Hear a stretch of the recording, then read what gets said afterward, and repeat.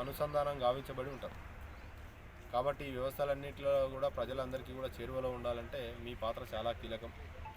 So మా police వ్యవస్థకు వచ్చే వరకు ఇప్పటివరకు మా ఎస్ఐ గారు చెప్పిండు. సో మేము కూడా చెప్పేది ఏంటి అంటే, ఫస్ట్ ఆఫ్ ఆల్ మీ గ్రామము సేఫ్గా ఉందా లేదా అని చూసుకోవాల్సిన బాధ్యత మీ రిప్రజెంటేటివ్ అందరి మీద ఉంటుంది. సో వార్డ్ మెంబర్స్, ఉప సర్పంచ్, సర్పంచ్ మీది చాలా ఇంపార్టెంట్ రోల్. మీ అంటే మీరు ఇంతకుముందు గతంలో సర్పంచ్ చేసిన వాళ్ళు ఉండొచ్చు, గతంలో పోటీ చేసి ఓడిపోయిన వాళ్ళు ఉండొచ్చు, ఇప్పుడు ఫస్ట్ టైం సెలెక్ట్ అయిన వాళ్ళు ఉండొచ్చు, ఫస్ట్ టైం పోటీ చేసి గెలిచిన వాళ్ళు ఉండొచ్చు. సో గతంలో ఉన్న పరిస్థితులు వేరు, ఇప్పుడున్న పరిస్థితులు వేరు. ఈ పరిస్థితులకు అనుగుణంగా మనం సర్పంచ్ అయిన తర్వాత మనము ఒక శపథం లెక్క చేసుకోవాలి.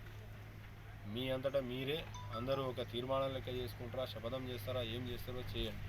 కానీ మన వ్యవస్థలో పోలీస్ పరంగా కొన్ని రకాలైనటువంటి నేరాలను మనం నిరోధించగలగాలి.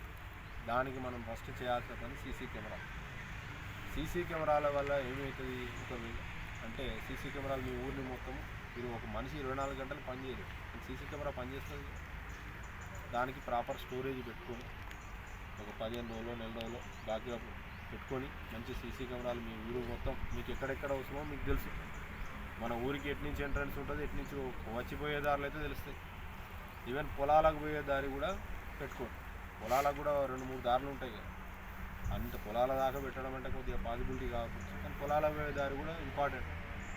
నేను ఒక చిన్న మన సిరికొండలో ఒకటి చైన్ స్నాచింగ్ అయ్యే దృష్టికి వచ్చిందా, గడుకోండి పొలం పోతుంది అయిందా, అది ఎక్కడైంది, పొలాల సైడ్ అయింది.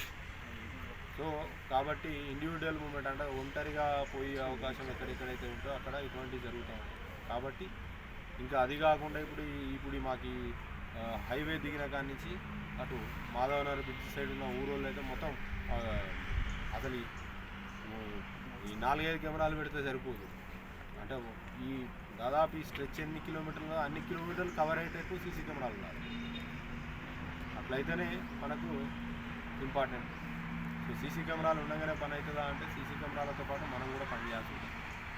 ఎందుకు అంటే, ఒక వ్యక్తి సపోజ్ కమలాపూర్, మిఠబా ఆ ఏరియాకు వచ్చి అఫెన్స్ చేసిండు, ఇమ్మీడియట్గా అఫెన్స్ ముందు కాకముందే మనం జాగ్రత్త పడాలి. ఎవడైనా కొత్తోడు వస్తే మనం పాయింట్అవుట్ చేసే విధంగా మీ వ్యవస్థ ఉండాలి. అంతేకాకుండా ఒకవేళ వాడు చేసి పోతున్నాడు అనుకో, మీరు ఇమ్మీడియట్గా పక్క విలేజ్లను అలర్ట్ చేయాలి. మీ పక్క విలేజ్, మీ సర్పంచెస్ మీరే ఉంటారు కదా, అంటే మీ 4 దిక్కులో ఏ విలేజ్లు ఉన్నాయో వాళ్ళందరినీ కూడా మీరు అలర్ట్ చేయాలి. అంటే ఇక్కడికి వచ్చి, నా ఊరికి వచ్చి ఒకడు ఏదైనా నేరం చేస్తే వాడు పారిపోలేడు అనేది సిగ్నల్. కాబట్టి మీరు వాళ్ళతో కోఆర్డినేట్ చేసుకోవాలి. మీ సర్పంచ్లు అందరికీ ఒక చిన్నపాటి గ్రూప్ పెట్టండి, అందులో మా ఎస్ఐ కూడా ఉంటాడు. ఈ గ్రూప్లో పెట్టేసి సపోజ్ ఒక దగ్గర అఫెన్స్ అయిందంటే పక్క విలేజ్లో, అరే మన పక్క ఊరిలో అయింది అంటే మన ఊర్లోకి వెళ్ళి పారిపోయే అవకాశం ఉన్నదంటే మనం అలర్ట్ అయినాం అనుకో, వాడిని పట్టుకోవడానికి అవకాశం ఉంటే పట్టుకోవాలి. మన ఊర్లో అయితే పక్క వాళ్ళు పట్టుకోవాలి. ఇట్లా పట్టుకోవడం వల్ల ఏంటంటే ఈ ఏరియాలకు వస్తే మనం ఏమైనా నేరం చేస్తే తప్పించుకోలేము అనేది మెసేజ్ పోవాలి. ఎందుకంటే మనకు హైవే ఉన్నది, చాలా వరకు హైవే అంటే ఇది NH-44. ఇంత 44 లోపల మీ అందరికీ తెలుసు గతంలో ఏమేమి రకాల ఆఫెన్సులు అయితే అంటే, వాళ్ళు ఆ వెహికల్లో వస్తారు, వెహికల్ ఆడ